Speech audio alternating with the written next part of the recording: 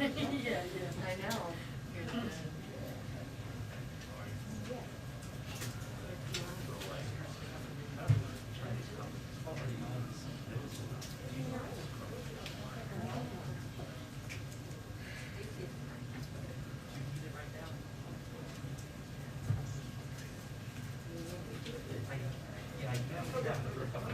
We try to work it out. Okay, now we're. We really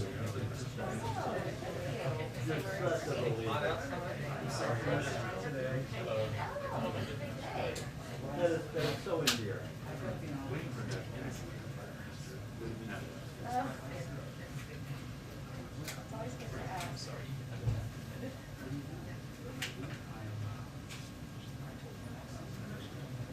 This was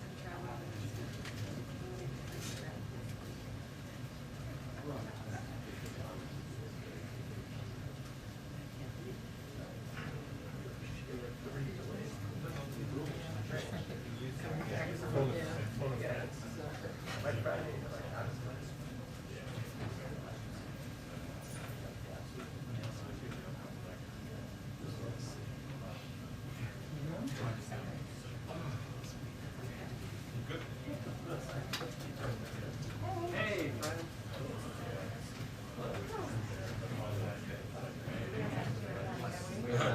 but the overheads are Oh, really? oh no, that means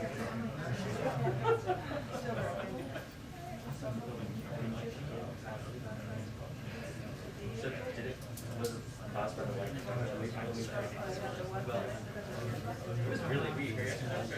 Yeah. Scary. have you seen the video of the Marines? No. It's awesome because you basically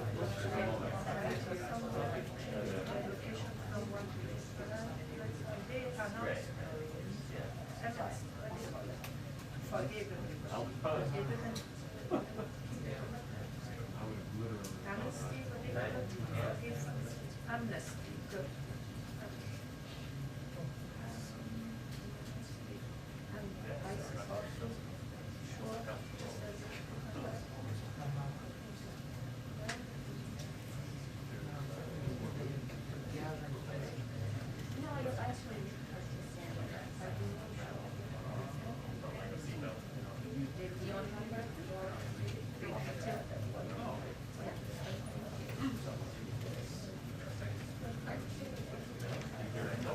Two minutes.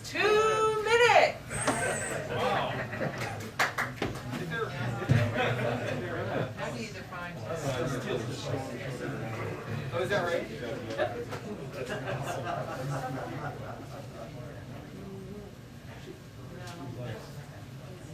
So the UHF antenna that they have on the roof for, you know, kind of. Oh. Broke their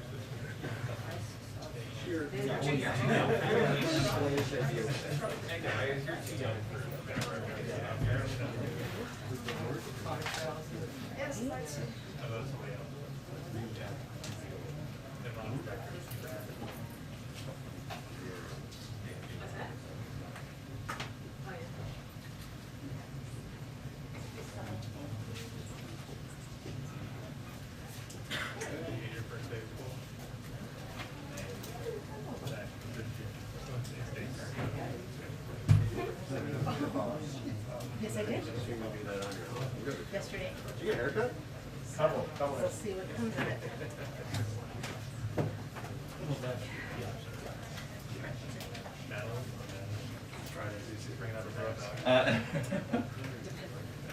Ryan after this. Just one less pair of shoes.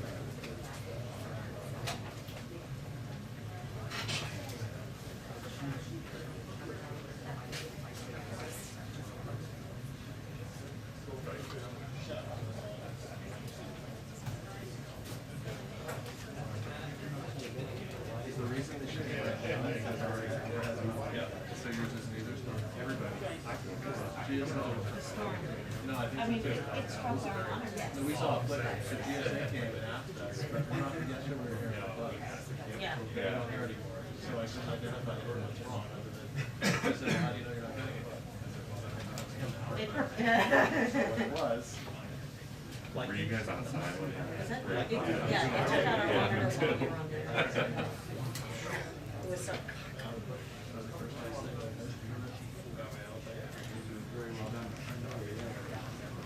Good afternoon, everyone. I have a couple of items for all of you at the top. On COVID-19 response, we just got today's vaccine report, which Jeff Zients, our COVID coordinator, touched on during his briefing this morning. But for the rest of you who weren't a part of that, the report is nearly 1.1 million shots in arms. 1.1 million is the highest single-day total shots since July 3rd, which is a good sign. So far in August, we have gotten 12.5 million first shots into arms. That's already 2 million more first shots than in all of July, with several days still left to go to add to that total. Importantly, we've now hit a major milestone in our effort to vaccinate adolescents at a particularly important time as people go back to school. 50% of 12 to 17-year-olds now have at least their first shot. Obviously more work to do, but a positive step forward. Also wanted to note that today the Department of Health and Human Services Secretary Javier Becerra announced $85 million in funding to improve mental health services for our nation's children and youth, which is of course a priority for the Biden-Harris administration as a part of our push to get kids back to school safely and address the impact of the pandemic on them. Specifically, he announced the Health Resources and Services Administration is making 24 awards totaling $10.7 million in funds from the President's American Rescue Plan to expand pediatric mental health care access by integrating telehealth services. For example, actions like technical assistance for pediatric care providers to diagnose, treat, and refer children and youth with mental health conditions and substance use disorders. And this will also, the Substance Abuse and Mental Health Services Administration is also granting 29 awards totaling $74.1 million to enhance mental health services for school-aged youth. So as an example of that, Project AWARE, which stands for Advancing Wellness and Resilience in Education, will use its funding to help raise awareness of mental health issues for young people and train school personnel. Also wanted to note that today we're announcing that President Biden has directed the Department of Homeland Security to serve as the lead federal agency coordinating across the federal government to relocate evacuated Afghans to the United States. Already, DHS has been working closely with agencies across government, including our military, diplomats, intelligence community, and law enforcement professionals, and many others, to ensure that all Afghans are screened and vetted prior to being allowed into the United States. Additionally, all evacuees will continue to undergo extensive COVID-19 and public health precautions, including immediate COVID-19 testing and offered vaccines upon arrival. DHS will also coordinate with numerous other federal agencies to ensure that relocated Afghans have access to medical care and sufficient support to enable their successful resettlement in the United States. The President is grateful for the critical role the dedicated workforces across the federal government, including our military servicemen and women, diplomats, our intelligence and law enforcement professionals, and many others are in implementing this effort. Finally, this afternoon, the President and FEMA Administrator Deanne Criswell will host a call with the governors of Louisiana, Alabama, and Mississippi to discuss ongoing preparations for Tropical Storm Ida, which is expected to make landfall on the Gulf Coast as a major hurricane on Sunday. As some of you may know, Sunday is the 16th anniversary of Hurricane Katrina, which caused widespread devastation, claimed more than 1,800 lives, and displaced so many families. The FEMA Administrator was in Louisiana yesterday. She met with Governor Bell Edwards and the State Emergency Management Director to discuss how they're mobilizing to prepare for what could be a very dangerous storm hitting a region that has been heavily impacted by the Delta variant. And the President will be closely tracking this and receive updates through the course of the weekend. Amr, with that, why don't you kick it off? You put out a statement not too long before we came out here that had some pretty sober language in it about the latest briefing the President has gotten from his national security advisors, namely that an attack is likely. I know you're limited, but is there any more specificity you can offer on what that threat is? And secondly, what does it mean for the evacuation? Does the intel in any way also, and changes that need to be made, limit or restrict the ability to continue or get as much done with the mission through August 31st? Sure. Well, I think many of you may have seen the statement I put out this morning, but just to highlight the reference I believe Amr was making, what I would conveyed in the statement was that the national security team the president met with this morning advised the president and vice president that another terror attack in Kabul is likely, and they are taking maximum force protection measures at the Kabul airport and in the surrounding areas with our forces as a result. I will note that the Department of Defense also just gave a briefing this morning, and I will echo some of the descriptions that they offered. The threat is ongoing and it is active. Our troops are still in danger. That continues to be the case every day that they are there. This is the most dangerous part of the mission. This is the retrograde period of the mission. And what that means is that this is the period of time when the military, commanders on the ground, and forces begin to move not just troops home, but also equipment home. And that is often a very dangerous part of any mission. But in this case, they're also doing that while there is an ongoing and acute threat from ISIS-K. So that is what they are facing. I would note, since you gave me the opportunity, that the military made clear to the president that they are committed to continuing this mission, to saving lives, to evacuating more people from the country over the coming days, and completing their mission by the 31st. What it will also mean as they move to this retrograde phase is that there will be a reduction of numbers over the next couple of days, and we've been putting those numbers out to all of you twice a day so that you can see how we are evacuating people out of the country. Those numbers will go down in the next couple of days, and you should anticipate that. That is as a result of the retrograde process that needs to take place. But also, I will note that, of course, force protection is front and center and is vital to the mission. One more. President Biden told reporters in the Oval Office during his meeting with the Prime Minister, they talked to Dr. Fauci today about the prospect of giving booster shots after 5 months instead of 8.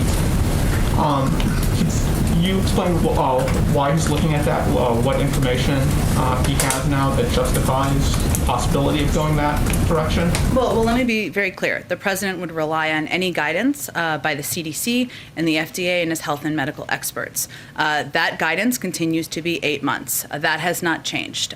So I want to be very clear on that. If they were to change their guidance based on data for any particular group, he would, of course, abide by that. But for people watching at home, for you all who are reporting out this, nothing has changed about the 8-month timeline as it relates to the boosters.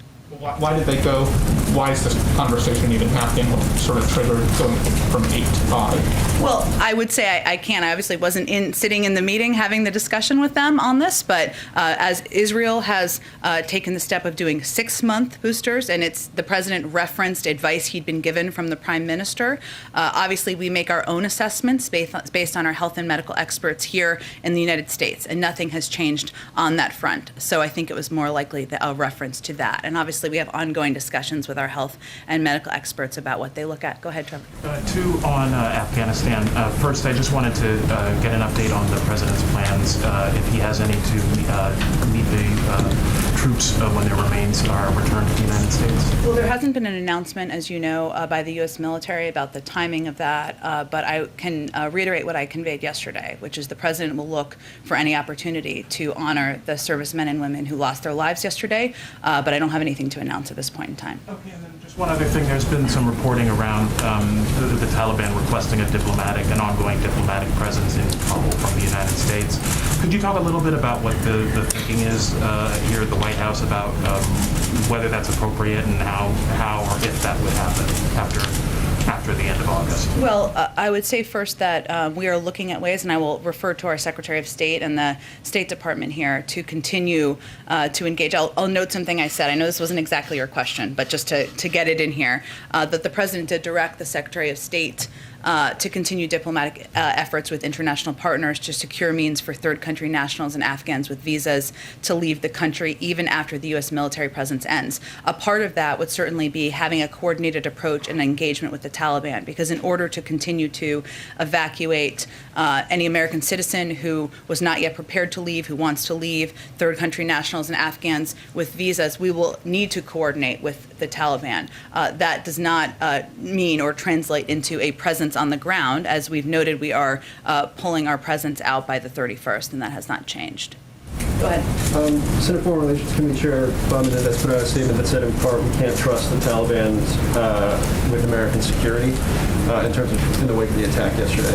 I don't want to get a semantic debate about the word trust, but I guess my question is the coordination with the Taliban the best of bad options right now, or was it the view from the military and from the White House that it was the only option given the dynamics on the ground? Maybe both. And I will say, I know I won't get into a semantic debate, but I think it's worth repeating as often as I can that we don't trust the Taliban. This is not about trust, but there is a reality on the ground, and the reality is the Taliban control large swaths of Afghanistan, including the area surrounding the perimeter of the airport. So by necessity, that is our option to coordinate with, to get American citizens out, to get our Afghan partners out, to get individuals who are eligible for the range of programs the United States has out. And we have now evacuated more than 105,000 people as a result of those coordinated, in large part as a result of those coordinated efforts of getting people out.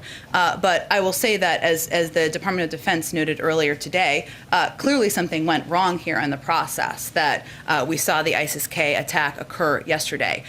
We don't have additional information to suggest that it was intentional or anything along those lines, which was a question that was asked yesterday. But clearly, there was a break in the security process here. There's no question about that. And just one more kind of following up on what Amar asked. It is rare that you have U.S. officials be this definitive about the security threats that are being faced anywhere in the world. Mm-hmm. But this has always been something the President has pointed to as to why he wanted to stick to the August 31st deadline. Is there a tangible difference in what you guys are seeing or have seen over the course of the last several days that makes this moment different than what the President was citing a week ago or 10 days ago? Well, I can't always, I know you're not asking me to, but I can't clearly get into specific details from here. But what I think the reason we put this out publicly in the way we did is because yesterday there was a attack by terrorists that killed 13 members of the U.S. Military. And it's important for us as the government to be clear about what threat our U.S. forces are facing on the ground as they continue to implement the mission. And that threat is acute, it is ongoing. Our troops are still in danger, and they are taking the steps they are taking to save lives and evacuate people because of their commitment to the mission, and we felt it was important for people to understand that. Go ahead. Thanks, Jen. I also wanted to ask you about the statement you put out. You said that in light of yesterday's attack, the troops there are taking maximum force protection measures at Kabul airport. What resources are available to them that they didn't have yesterday? They have the same number of troops and the same amount of equipment. Any resources that they need and they request from the President, they will be granted, but I'm not going to get into additional details. Okay, and then I'm also wondering if the President has any plans to speak to the families of the fallen service members? Yeah, so how this process works is the next of kin notifications would, of course, happen by the Department of Defense, typically in person to next of kin. I believe they gave an update on that this morning, conveyed that that process is ongoing. The President wouldn't then make a call or reach out until that process is completed. And it would be up to the next of kin and the families to determine if they are prepared to receive a call from the President of the United States. And I think it's important to note that this may be the worst day of their lives, and they may or may not feel they're ready to talk to the United States or they want to talk to the President of the United States, and that's their choice. But I expect once any calls are completed, we'll provide you all an update. Great. And then finally, I want to know if the White House has any reaction to the swath of Republican lawmakers who are now calling on the President to resign over this? Well, Nancy, I have to say that seeing some of this occur or be called for or be put out on Twitter.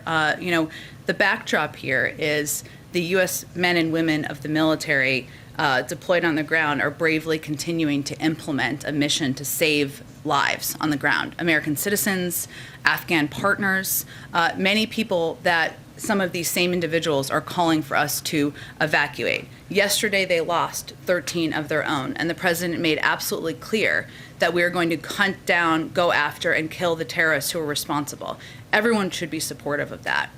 So you're saying now's not the time for politics? Correct. Go ahead. Thank you, Jen. When the president says, we will hunt you down and make you pay, what does that look like? Is he going to order a mission to kill the people responsible, or would he be satisfied if they are captured and brought to trial? I think he made clear yesterday that he does not want them to live on the earth anymore. Okay. And as the U.S. is coordinating with the Taliban about security for the next couple days, some of the people running security for the Taliban in Kabul are terrorists with millions of dollars worth of bounties on their heads. Are we going to try to bring those known terrorists to justice before we leave the country? Peter, I think our focus right now is on doing everything we can to get the remaining American citizens who want to depart out of the country, to get our Afghan partners out of the country. As I just said in response to Phil's question, this is not a preferred relationship or a situation that we would have designed if we had started from scratch. I think that's very clear. But right now, we need to continue to coordinate. That's our focus for the next couple of days. And the last one, you said that you think we're going to have a great deal of leverage over the Taliban after we leave. You think we're going to have more leverage with no troops on the ground in Afghanistan than we do with thousands of troops on the ground in Afghanistan? Well, to be clear, one of the steps that the president directed his Secretary of State to take, which was in my statement this morning, was to engage with our international partners to determine what the path forward looks like. And there are key components here. The Taliban are going to want a functioning airport. So do we. There's an enormous amount of economic leverage that the global community has. That's something we need to work with our international partners on. As we have more to update you on, we will update you on it. In terms of the president's commitment to make those who were responsible for yesterday's attack pay, is the president committed that even after American troops leave Afghanistan, he would be willing to send in American troops, even in some covert form, to complete that mission to kill those who are responsible? I'm not going to get into details from here on what hunting down and going after the terrorists who killed 13 service members will entail or detail, and I don't think the Department of Defense will either, but that commitment will remain until it's done. Suffice to say, it means the potential exists for troops to go back into Afghanistan even after that. Again, I'm not going to get into the detail of what that would require, but his commitment remains until it's done. Understood. In terms of the commitment, just so it's clear for Americans right now, just 4+ days away from the August 31st deadline, is the White House's commitment still at this point that all Americans who want to leave Afghanistan will be able to leave before that date? That is what we are focused on, committed to, and working toward. Go ahead. Back on the diplomatic efforts, it's Friday, the deadline is Tuesday. What more can you tell us about these talks that the president's directed the Secretary of State to undertake? How close is an agreement? Will we have a diplomatic presence in Afghanistan on September 1st? That's not what we're predicting, nor are we predicting we're going to have we're not predicting a diplomatic presence on the ground in Afghanistan. What we're talking about is coordinating with our international partners in order to determine what the path forward looks like so we can continue to evacuate third country nationals, Afghans with visas, and any American citizens who have not yet departed because they're not prepared to depart after that period of time. And that will require coordination with our international partners. It will also require continued engagement in some capacity with the Taliban. Just to be clear, are you suggesting there will not be an American diplomatic presence in Afghanistan? I think we've been clear we're pulling our personnel out by the 31st. I don't think we've made any other assessment. I'll let the State Department speak to any other plans beyond that. One more question. I think you indicated yesterday that you believe the president has all the legal authority he needs to attack ISIS-K. Is it the White House's view that the president can lean on the AUMF that was passed right after 9/11 to do so? I can just assure you the president and the military feel they have all the authorities they need to attack ISIS-K. Go ahead. To follow up on Steve's question, the G20, some members of the G20 are pushing for a special meeting on Afghanistan, Italy, India. Is there a discussion yet of having a date for a special G20 meeting on Afghanistan? It's a great question. It would really happen and be coordinated through the State Department, Jennifer. So I would refer you to them. I expect they'll have more details on their planned engagements with international partners in the coming days. And then the president in the Oval Office talked about how if diplomacy fails with Iran, he would be willing to look at other options. Can you share a little bit more about what other options might mean? Well, any president always maintains a range of options, but I would tell you that our objective and our first priority and focus is on a diplomatic path forward, and that's where we're putting our energies at this point in time. Go ahead. I know that there have been a lot of questions about this, but I just really want to try to get some clarity around after August 31st, for people who will still be on the ground in Afghanistan and want to get out. Does the U.S. right now have a vision of a process that they will use to get people out after August 31st? And what is the commitment after August 31st? Is it absolute? If you want to get out of Afghanistan and you are, you help the U.S. military, you're an Afghan, you'll be able to get out. If you're a green card holder or someone else who wants to get out, is the U.S. guaranteeing that you will be able to get out? I don't think we can guarantee, but what we can do is work toward, and this is what the President directed the Secretary of State to continue diplomatic efforts with international partners to secure means for third country nationals, Afghans with visas who may be eligible for our programs, of course, any American citizen who remains in country to leave the country even after the U.S. military presence ends. There's a means of mechanisms for that. Those conversations are ongoing. That's our objective. Our commitment does not change on August 31st. Obviously, we need to figure out the operational mechanisms, which is the conversation that's underway. I have a question about green card holders in Afghanistan, U.S. green card holders. Are they being prioritized right now, or is it only U.S. citizens? Are green card holders not being prioritized at this point? Again, I think you can note from the numbers, even if you look at the last 24 hours, and we got more than 10,000, I think it was actually a little bit higher than that, people out. Just over 300 of them were American citizens. Passport holders, I should say. Obviously, the rest of the people were Afghans, were green card holders, were others, so they are still getting out of the country. Yes, go ahead.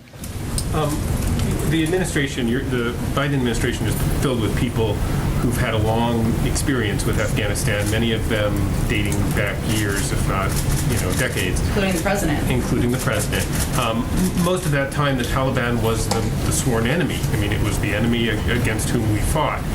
Is there a recognition inside the administration of the irony, sort of grim irony of being in a position to rely upon and coordinate with and have negotiations with the adversary that that many of them fought for 2 decades? I think irony is far too light of a term. I mean, the reality is here, as kind of to Phil's earlier question, this is the circumstance we're faced with. The Taliban controls large swaths of the country. That is not what anyone anticipated at this point in time. In order to get American citizens out, in order to get our Afghan partners out, in order to get green card holders out, we need to coordinate with the Taliban. We've been able to evacuate more than 105,000 people as a result. This is not the only place in the world where we have to work with adversaries or people who have been enemies at times in order to further U.S. national security objectives. That's a part of what you have to be flexible to do when you're running the United States or when national security teams are looking to achieve our objectives around the world. Was a little bit more of the emotional side of it. I mean, do you sense from inside the administration and the meetings that you're in a kind of resignation or frustration or whatever you want to call it with the sort of situation that they find themselves in? In that regard. No, I understand your question. I would say, having sat in a lot of these meetings, there's just not a lot of time for self-reflection right now. The focus is really on the task at hand. And even as we're talking about these threats that are acute and ongoing and increasing, we're focused on that and what the information is that's incoming, what steps we can take to get more people out over the coming days or the remaining days. So I wouldn't say there's a lot of focus on self-reflection at this point in time. Go ahead. Yeah, thanks, Jim. What is the White House's reaction to the Supreme Court yesterday overturning the CDC's targeted evictions moratorium? Does the White House now want Congress to act to issue a new moratorium? And what is the White House doing to address what could now become a real eviction crisis for many renters out there? Sure. Well, first, President Biden would, of course, support congressional action to authorize an eviction moratorium, and the Supreme Court has now clearly outlined that as the sole way a moratorium could remain in effect. Now, at the same time, I think it's important to remember what our objective is here. Our objective is to keep as many people around the country in their homes as possible.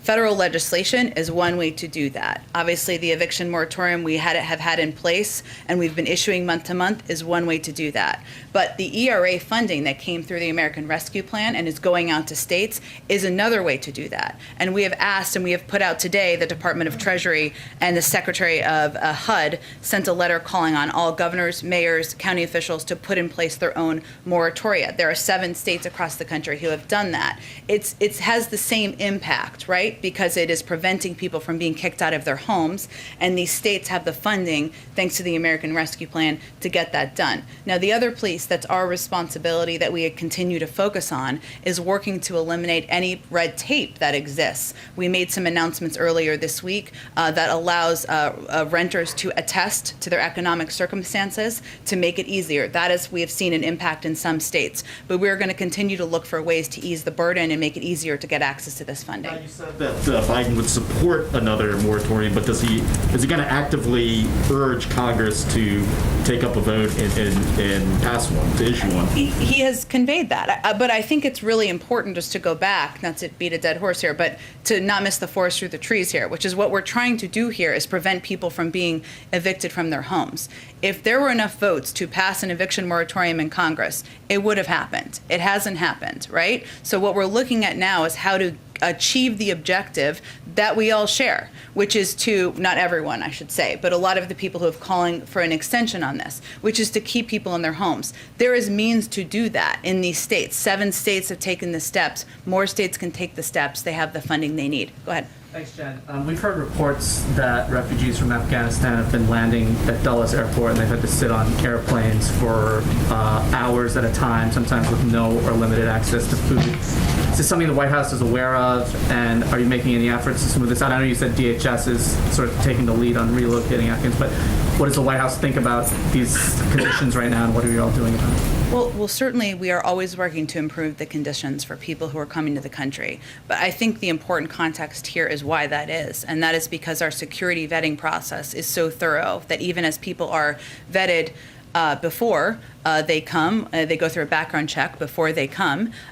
We implement multiple layers of checks, including a confirmation in some cases on landing, and that is to check the manifests. And in a limited number of cases, we have vetting processes that may be unresolved, very limited, but that may lead to, at times, a delay and individuals being held on the plane so that we can have that process seen through. Now, of course, ensuring that people are treated humanely as they are coming to the United States, they have access to food and to water, is something we are committed to, and we will continue to improve any of these conditions. But I think the reason why these planes are waiting is also an important part of the context here as well. And just to follow up on one thing, I know earlier you addressed some of the Republican criticism of the president, but what is your message, what is the White House's message to Democrats who have expressed substantive concerns about the withdrawal from Afghanistan? Do you have any message to them or response to some of their criticism? Is there a specific piece? I mean, Congresswoman Susan Wild, for example, has said that,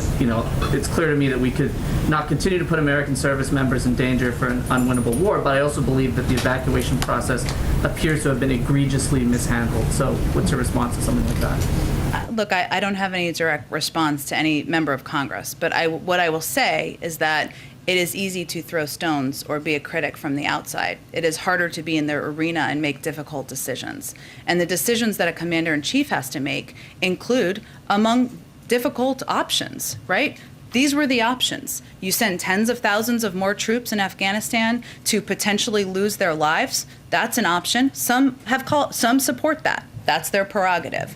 You pull out and you don't put anyone at risk, you don't put troops at risk, and you don't evacuate more than 105,000 people, that's another option. The option that he has chosen in coordination and based on the recommendations with his military commanders and advisors on the ground is to implement of an evacuation that has saved the lives potentially of more than 105,000 people, certainly at risk of the men and women who are serving in the military, as we saw by the events of yesterday. That's the choice he's made. But Jen, apologies to my colleagues, but like you guys have said repeatedly, presented this idea that there were only two choices. What evidence do you have that there weren't other choices that could have been made? I mean, What's the other choice anyone is offering? For example, the president could have said to the Afghani government in May, look, we're going to start a mass evacuation of all of the U.S. personnel. We're going to put out an announcement that says, you know, we advise all of our Afghan allies who work with us to start evacuating as well. It would have been a show of no confidence in the Afghani government. There might have been other repercussions. I'm not suggesting that's the right way to have gone. I don't know, but it is another option, and I'm sure there's 10 other options that I haven't thought of. So why do you present it as these being the only two options? There are, of course, other options, but there are consequences to every option. That is my point. So let's take your example. If we had evacuated and moved in C-17s, 6,000 troops, I think that's what you're suggesting, and implemented this evacuation in May, you know what would have happened in all likelihood? The threat on U.S. forces would have increased at that point in time. ISIS-K. You would have been operating in a capital that wasn't overrun by the Taliban. How do you know that? Well, the Taliban wasn't near Kabul at that point. Look, Mike, I think it's easy to play backseat. Let's look at what could have happened 3 months, 4 months ago. I think we've been clear on a couple of things, I will just say. No one anticipated, I think including on the outside, that the Afghan government would have fallen at the pace they fell. And the president and members of our national security team have spoken to that as well. We didn't anticipate the Afghan national security forces would have folded as they did. We didn't anticipate that. And as a result of that all happening, we saw a chaotic situation just 2 weeks ago. So you can always, my point in the response to the question is that there are consequences to any of these difficult choices and decisions. That is what faces you as commander-in-chief, and that was the larger point I was trying to make. Go ahead. Thank you, Jen. Can you tell us anything about the 13 service members who were killed yesterday, like gender, age? Is there anything you can give us without compromising?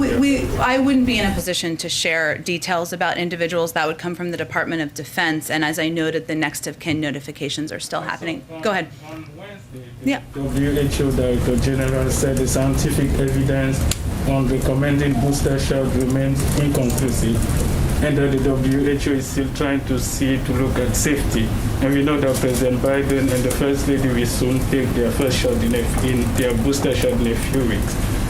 Are you concerned that the president will take maybe a booster shot that is not scientifically, that has no scientific evidence? No, it was approved by our FDA and recommended here in the United States, and that's the gold standard of this type of data review. Go ahead. In the last 24 hours, we understand that approximately 12,000 people have been evacuated out of Afghanistan. Yes. We know that for security reasons, you can't get specific on what security plans are in place, but generally speaking, can you say if any of the protocols or plans on the ground have changed to enable these evacuations safely, despite the threats that are currently there? Sure, I understand your question, and certainly they adjust and make adjustments on the ground. The commanders on the ground do in order to keep their troops safe, in order to successfully evacuate more people from the country. And as you noted, we're obviously not going to get into those details from here.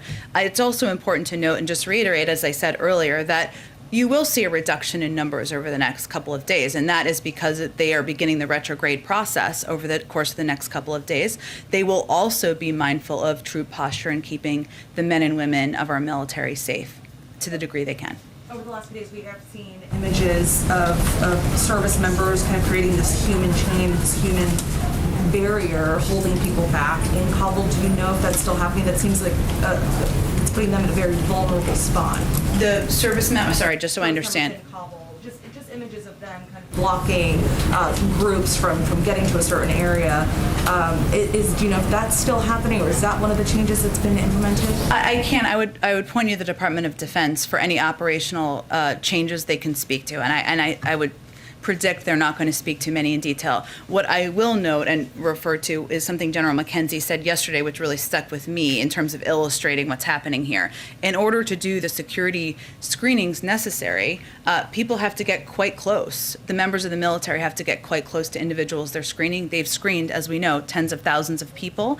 So some images may reflect that. I think what you're talking about is something different from that, but I would certainly point you to them for any specifics they can provide. Oh, go ahead. Go ahead. Go ahead. On the fake vaccine cards that are making the rounds, the Health and Human Services Office of IG told us this morning that they are receiving, quote, increasing reports of individuals creating, purchasing, and using fake COVID cards, COVID vaccine cards. How concerned is the White House that this could threaten the nation's progress against the virus?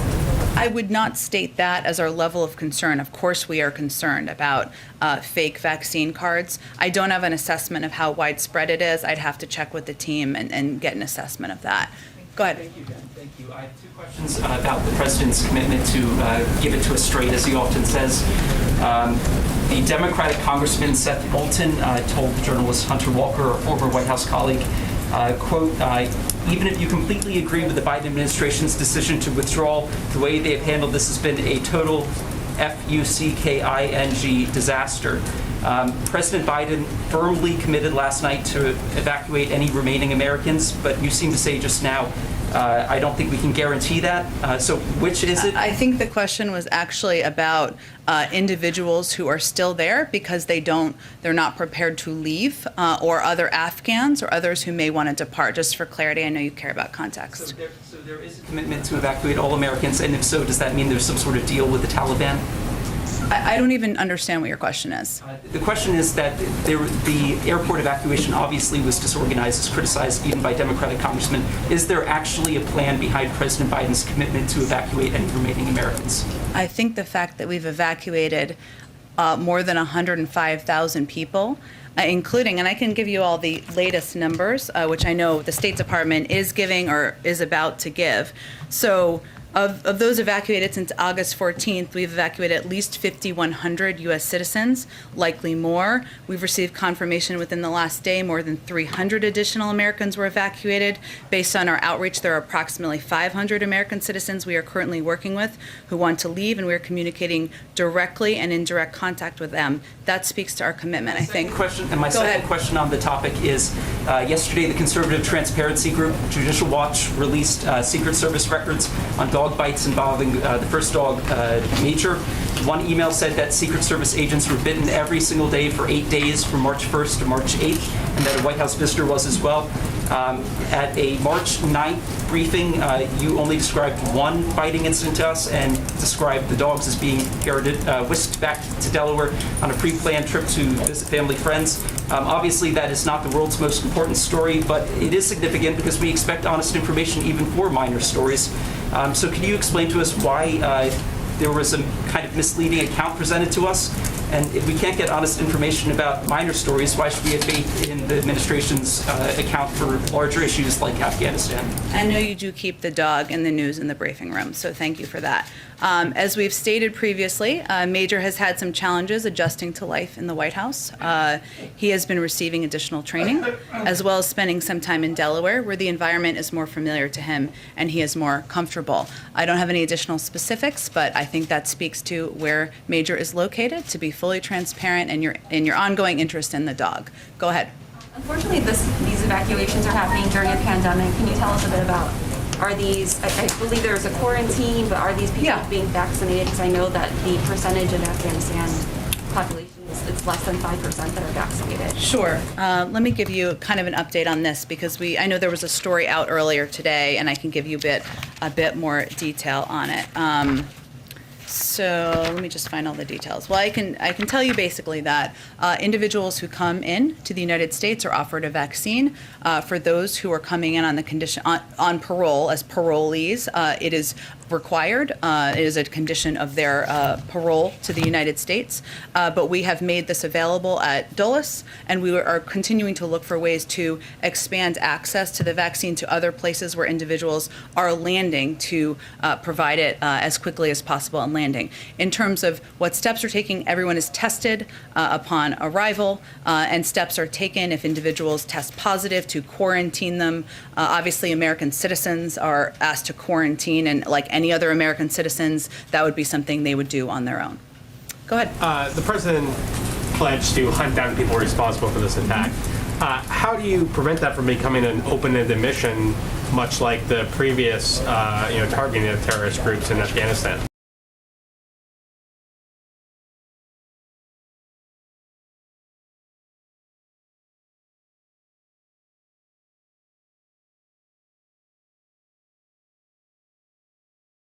But I will tell you that we are consistently looking and tracking down and hunting terrorists around the world where they are. This is going to be a part of that effort. That will unfortunately be ongoing. And one of the reasons I would remind you all that the president made the decision to bring our men and women home is because the terrorist threat has metastasized. There are other parts of the world, and this kind of goes to an earlier question, where we don't have a military presence on the ground, but or a presence, a diplomatic presence on the ground, but we are still tracking counterterrorism threats. Libya, Yemen are two examples of that. So that will continue. Does the administration assess that ISIS-K wants to or has the capability to attack Americans domestically in the United States or just in Afghanistan at this point? No, that's not an assessment we've made at this time. Go ahead. To ensure... Is today your last day? Yes, it is. Well, thank you for your services in the media. We decided there were too many Steves in the briefing. There are a lot of Steves. I will look into that. To ensure Iran never develops a nuclear weapon, President Biden told the Israeli Prime Minister today, quote, "We're putting diplomacy first and seeing where that takes us, but if diplomacy fails, we're ready to turn to other options." Can you detail for us what are those other options? Well, as I said a little earlier, I mean, any president has a range of options at their disposal. I'm not going to outline those from here, but our first preference and our priority and our focus is on the diplomatic path and pursuing the diplomatic path forward.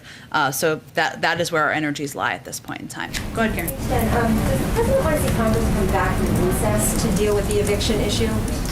That would be up to the Speaker and leaders in Congress to determine. But again, and certainly he would support and would be happy to sign, would love to sign legislation into law. But there are ways to achieve the same objective, and that's what we're really pressing on and what we have the power to implement from the federal government.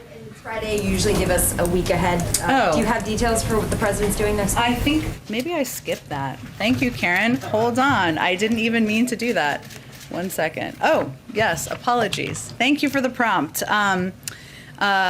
Every day, and some of these details will be finalized over the coming days. As you can expect, it's a bit fluid, but every day this weekend and next week, the president will continue to meet with his national security team to discuss intelligence, security, and diplomatic updates on the evolving situation in Afghanistan. And as I noted at the top, he will also be receiving regular updates on the hurricane. We'll provide those updates to you as they happen. Next week, the president will also welcome President Zelensky of Ukraine to the White House. The visit will affirm the United States' unwavering support for Ukraine's sovereignty and territorial integrity in the face of Russia's ongoing aggression in the Donbass and Crimea, our close cooperation on energy security, and our backing for President Zelensky's efforts to tackle corruption and implement a reform agenda based on our shared democratic values. And on Friday, he will deliver remarks on the July jobs report and the progress made by his administration to build the economy back better. As we have more details over the weekend, we will provide them to all of you. Go ahead. Thank you, Jen. Oh, it's our Friday guest. We'll get to him in a second. It's been a while. Go ahead. Thank you, Jen. Two quick follow-ups here. I wanted to return to the binary of continuing a forever war that both Republican and Democrat administrations opposed, that the polling showed the majority of the country opposed, and then the withdrawal and the idea that, no matter what, that was going to be messy. Given the events of the past 2 weeks, does the president feel that U.S. military personnel were put in the best position to carry out their mission on the ground? Well, I would say first that anything the U.S. military has asked for as they're working to implement this mission, they have been granted. And I think they would confirm that as well. And the president asked them that at the end of every meeting. I would also note something that was said yesterday at the Department of Defense briefing, which is that they know they are, and this is why the men and women of the military are so amazing and incredible. They know they are putting themselves in harm's way when they're working to implement missions like these. And they work to implement plans and put together plans that have force posture protection front and center. But when we're dealing with a real threat from ISIS-K, of course, events like yesterday unfortunately happen. Yesterday, the president said that he made the assessment after talking to his military advisors that Bagram Air Force Base was not much of a value add. I'm curious because General Milley earlier in August said, quote, if we were to keep both Bagram and the embassy going, that would be a significant number of military forces that would have exceeded what we had, or stayed the same, or exceeded what we had. Was that decision about leaving that air base, was that because it wasn't a value add, or because it would have required, sending more troops over there? Well, Bagram was an enormous base that required an enormous presence. It also made it, and also it has a significant different distance, I should say, from Kabul. Significant, I guess, is all relative, but is far away from Kabul. So it would have required quite a presence to protect, and it wasn't located in a place that would have been as effective in evacuating people who are located in Kabul. Really quick one. Yeah. The president said yesterday, quote, we have greater threats coming out of other countries, a heck of a lot closer to the United States. Is there anything that you can tell us a little bit, like what countries he was referring to in particular as opposed to Afghanistan? It's a bit of an alarming statement. I think he was intending to convey what he's conveyed many times about the metastasizing threat from a range of terrorist organizations that have greater capacities around the world, and how we need to keep our eye focused on those as being one of the root reasons why he brought our men and women home. Go ahead. Does the administration have any guarantee from the Taliban not to harm Americans who are left behind or choose to stay behind in Afghanistan after August 31st? Well, that is certainly our expectation, yes. And we're working through. Go ahead. Jen, I want to follow up on Philip's question, but very quickly, a source while we've been sitting here said to me that the Taliban is preparing to take over the airport by as early as Saturday, and there may already be some infiltration into parts controlled by the military, HKIA. I'm wondering, has the president moved up the August 31st withdrawal, even unofficially? No, and the Department of Defense gave an operational update about 2 hours ago on the retrograde process. I have not obviously seen that reporting, and I'm happy to talk to them about it after, but nothing had changed. Just a quick question, follow-up Philip's question. You said it's easy to be a critic from the outside, as we've heard from lawmakers, but some members of the Marine Corps have taken to social media and they're criticizing not the president, but top generals for failing to be accountable for a strategy that they say costs lives. For example, we've just been talking about Bagram. The closing of that no longer had the high trauma capabilities to deal with some of these horrible and horrific injuries, and that the airport was ill-equipped. Any sort of serious injuries, you'd have to be medevac to Germany. Was this a miscalculation on the part of the generals? And with regard to the president, he said he was listening to his generals. Two questions really quickly on that. Sure. Does he believe he was given bad advice? And will he ask for any resignations of his generals, given the high cost of American and Afghan lives? No to both of those questions. I think that what the president looks at the events of yesterday as a tragedy, and one that was felt viscerally by the leaders of the military as well. And losing members of your men and women working for you from the service branches is devastating. It's devastating for the president. It's devastating for the leaders of the military as many times as it has happened. And it is a reflection on all of them and the people on the ground that they are continuing to implement this mission even under difficult and risky circumstances. Go ahead. Just as a follow-up to the previous question, Republican lawmakers have really targeted Secretary of State Blinken. They went so far as to introduce impeachment articles today. Does the president still have confidence in the Secretary of State, and what is the White House's response to the articles of impeachment? Yes, he does, and I have no response on a day where we're still honoring the lives of men and women in the military who were lost yesterday. Go ahead. I got two questions, one on Afghanistan and one on the bilateral. On Afghanistan, do you have any updates as to those people, those Americans that you were saying you were still trying to contact and to figure out where they are? Has there been ever any progress on that front? So I gave a little bit of an update earlier, but we've received that just over the last day, we evacuated more than 300 additional Americans. Those were a number of people who we were working to engage with and be in contact with. There are approximately 500 American citizens we are currently working with who want to leave, and we're communicating directly with to facilitate their evacuation. That's the update from the State Department. They may have more details, given they have been overseeing the constant contact, which we went and did another round of contacts via email, text, WhatsApp, phone over the course of yesterday. And on the bilateral, the president said that he was still right now focused on diplomacy regarding the Iran nuclear deal. How long is he willing to fight for that diplomatic path? When is he going to feel like it's done and he's moving to other options? Well, I'm just not going to give an end date on that, given it is by far and away our best option and the preferable option. And we're in this situation because the prior administration pulled out of the Iran nuclear deal and prevented us from having the visibility we need into Iran's capabilities. And that is why we're going to continue to pursue it, but I don't have an end date or an end timeline. Go ahead. Thanks, Jen. Justice Breyer gave an interesting interview to the New York Times today, and I know there's a lot of sensitivities about looking like you're pushing out of justice, but I'm wondering if the White House has made any preparations for a potential Supreme Court justice opening. Again, it's going to be up to any sitting Supreme Court justice to make a determination about their timeline and how long they'll stay. And has the president reached out to any governors about the lack of rental assistance aid that have actually gone out in states? I know, the federal government can only control so much, but I'm wondering if the president has reached out to governors specifically to urge them to get that aid out. Well, I would say that we have had a number of members of his cabinet and senior officials who have been engaged directly with governors about how to get the aid out, and a number of the steps we've taken to cut the red tape and make it easier from the federal government has been a result in part of these discussions on what can make it easier to get the money out. Yeah. Go ahead.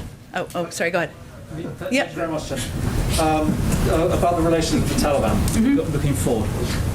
So the US obviously has got some ongoing asks of the Taliban, like some cooperation on helping to get future people out. Yep. And presumably looking for these Islamic State folks. What are the Taliban asking in return? Are they asking for recognition? Are they asking for an embassy to be put back there? What's their kind of big ask? I think I should be really clear here. There's no rush to recognition of any sort by the United States or any international partners we have talked to. I am, as I've said in the past, blissfully not a spokesperson for the Taliban. So I would ask you to ask them that question as to what they want. Go ahead in the back. You talked earlier about COVID screenings for evacuees as they are coming in. Do you have any information or indication of what the positivity rate is? And can you say how many times are these evacuees being tested? You said that they're being tested in Kabul. Are they being tested again once they arrive in the US? They're tested when they arrive here. Can you say what the positivity rate is? I don't have that information. I will see if the Department of Homeland Security has it. One more on vaccines that were donated to. And I would just reiterate, individuals who test positive are quarantined and separated. So that is how that is handled. Can I ask about the U.S. has donated over 3 million COVID vaccines to Afghanistan. The UN put out a report this week saying that the number of vaccinations in Afghanistan has significantly dropped since the Taliban took over. Does the White House or does the U.S. government have any indication of what's happened to those vaccines? Are they in the hands of the Taliban and are they still being distributed? Or is there a concern that the Taliban might try to sell those doses? Well, we have not worked with the Taliban as the government, right? And a lot of these assistance is often distributed through humanitarian organizations or others who work through COVAX. I would have to check and see what the implementation and mechanisms are, but we are quite careful and very focused on vaccines not getting into the right hands. And for countries we work with, and remember this was an issue with Cuba, right? We need to have mechanisms to ensure that they are getting out to the populations who need to get access to the vaccines. Go ahead. I would like to ask you, there is link between Taliban and ISIS because the Taliban released from the prisoner from the jail based of US and Taliban agreement. Now Afghan people more worried if the Taliban and ISIS-K, they are friends. It's going to be okay, and still they are friends with the Al-Qaeda too, which is they didn't keep their commitment. Or if not, do you think that it's going to be, started again another civil war in Afghanistan? I don't understand. Taliban and ISIS, they are friends or they are enemy? I think there's clear historic evidence that they have been enemies in the past. I don't have any assessment beyond what we've said over the last few days about the fact that we have no information to suggest that the Taliban had knowledge of or engagement in the ISIS-K attack. Beyond that, what we have available or what I can speak to as historic precedent. Oh yes, let me go. Hello. So we haven't done this in a while, but so this is, let's see, Blake Patterson. Thanks for joining us, Blake, who is from the Advocate in Baton Rouge, Louisiana. How can we help you, Blake? Thank you for having me. Hurricane Ida is on Louisiana's doorstep, but today marks the 1-year anniversary since an even stronger storm, Hurricane Laura, devastated Lake Charles in southwest Louisiana. President Biden promised back in May that help was on the way, but the region still hasn't received a penny in supplemental disaster relief. What can you say to the people of Louisiana for how much longer they need to wait for President Biden and Congress to act? And with this latest storm coming, why should Louisianans trust that the Biden administration will be there to back them up if it's just as devastating? Well, I can tell you that the president is incredibly focused on Hurricane Ida and the fact that it is approaching your community and your state later this weekend. I think we're going to announce this shortly, but I'll tell you, we are sending a surge response team, 50 FEMA paramedics who will be providing medical care statewide, 47 FEMA ambulances operated by 94 FEMA emergency medical service providers will be supporting patient movement statewide to assist the state in decompressing hospital load should that be needed. We have over 250 personnel across the state and 20 VA hospital beds. We have been working to provide direct assistance and even get ahead of the storm. We're pre-positioning personnel and resources that I noted, including food, water, and generators to respond to what could be a dangerous hurricane hitting the region over the course of the next day. I also noted that yesterday, as you know, the FEMA administration was down in the region. The president will speak with the governor later this afternoon. And in terms of the supplementary funding from the hurricane from last year, I'll have to check on the status of that and what the holdups are. Thank you for joining us and for your patience. Appreciate it. Okay, thanks everyone. We'll see you all on Monday. How can we be sure that we'll be able to get the bombers? I think you should have faith on the capabilities of our military and our national security team. Thank you, everyone.